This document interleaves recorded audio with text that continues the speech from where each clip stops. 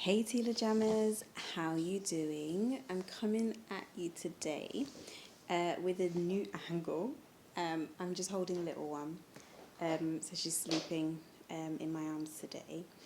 Um, the subject today is kind of controversial. You know the whole love scene in a film and they're breaking up, and it's like it's not you, it's me, or in this case, it's me. Oh, it's not me. Sorry, it's not me. It's you. Um, so this is kind of a continuation from I think a couple of videos ago, the muddy waters and internalizing what other people say about us. Now that whole line of realization, in terms of like saying to yourself, "Whoa, what is happening here?" is I'm actually seeing things clearly. So, from the muddy waters, from all, the toxicity, from all the madness, from all, the mess up in diluting your system, all that internalization of what you actually didn't need, gravitating towards, just negativity and all this upheaval, realizing that it isn't you, it is definitely within, the other person. And this is not to say that we should blame. No way. I'm not saying, put blame on other people, walk away, know that your personality is intact. What I'm saying is it's about recognizing your own beauty. And I think in many cases, we tend to stipulate towards ugliness. We will tell ourselves, oh, it was my fault, this went wrong because of me, and put pressure on yourself to become something that you're not. And that is coming from the muddy waters, the kind of interchanging personality, or let's say someone is, being very passive aggressive and saying things to you to make you feel a type of way about yourself, or even doing things to make you feel a type of way about yourself. What you need to recognize is, how do I fit the pieces of the puzzle of my personality?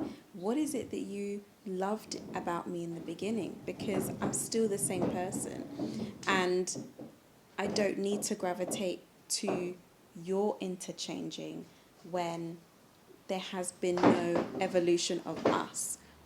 And I think when it comes to any type of relationship, including the relationship you have with yourself, you have to navigate learning to love you. That is the self-love side of things. But the personality side of things is very much owning your strengths as well as weaknesses. Very much saying, I know who I am. This is my personality. And that makes me happy because, or that makes me unhappy because.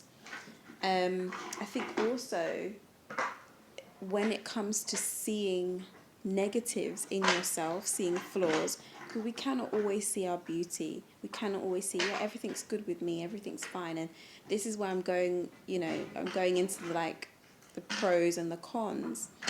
If we evaluate and accept who we truly are, we see that we are unconditionally loved. We see that, we have our flaws, we have our weaknesses, and it's just about, being aware of what you're willing to accept from yourself, within yourself, and about yourself. If someone is purposefully, and like I said, it might be passive aggressive, they might say or do things that might, make you feel a bit off about yourself. Someone might, gravitate towards, again, muddying your waters, making you feel as though, something about you is so toxic, so hateful, that you have to put pressure on yourself to just be the worst. And that necessarily isn't always the right way to go about things. It's not necessary to gravitate towards an ill-mannered version of yourself. Because if we think about it, if we're looking to our true beauty and to our true essence of our personality, we are understanding, Isaac, we are understanding that everything we do is in love. And that's not to say that, whatever storms we go through, we should now project and be rageful. It's understandable to get angry if someone, really points at your flaws. It's understandable to be frustrated about if you can't do something, or you feel as though you're not putting as much effort into something. It's just taking that ownership and making yourself accountable to, look, I need to work on that. It's not saying, that's not a problem and dismissing. It is about being accountable and saying, this is an issue. This is the issue. I've got this to deal with. But if you're now projecting, and if you're now saying, oh, nothing is the way it is, and then the other person is, so to speak, being passive aggressive and, saying, that they feel that they cannot deal with this, but it's very one-sided. It's not in a love-centered way. It's very much whatever, then you really have to look within yourself, because it's not helpful. It's not going to support you to grow. And I've heard this saying a lot. People will say, well, that's how you found me. This is how I am.